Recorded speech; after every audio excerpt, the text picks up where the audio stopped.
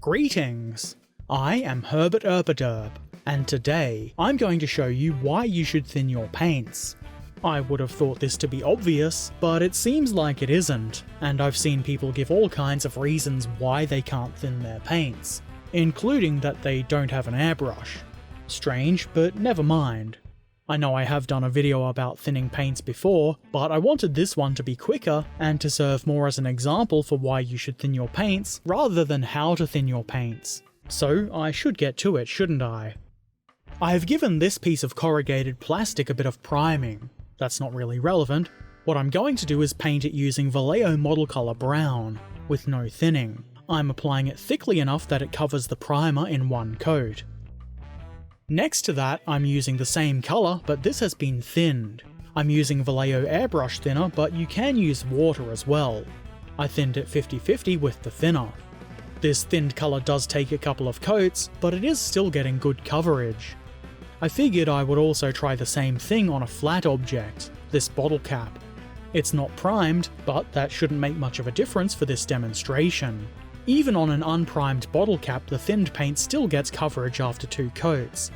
3 would probably be better, but 2 worked and that's enough.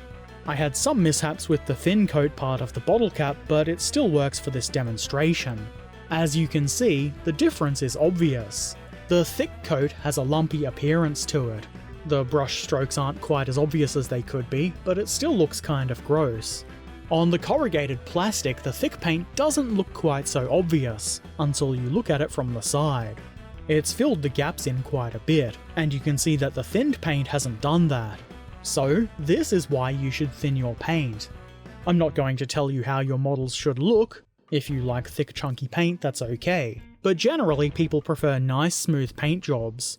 These examples are pretty tame too. The more layers and colours you add without thinning, the clumpier and thicker it's going to get. Thinning your paint does take a little bit of extra time, sure, but it's like most things. If you want a good result, it is going to take time. So maybe don't make excuses for why you can't thin your paint. It's easy, and it gets a way better result. I do hope this is helpful. If you see somebody who doesn't thin their paint, maybe show them this video. Though don't be a dick about it, that isn't helpful, and I bet you didn't know to thin your paints at some point too. Anyway, that's it for this video. There are links to all my stuff like Patreon and social media in the description. Also, you should come watch me stream, and keep an eye out for more of these quick videos. They'll be appearing at random as I can be bothered doing them.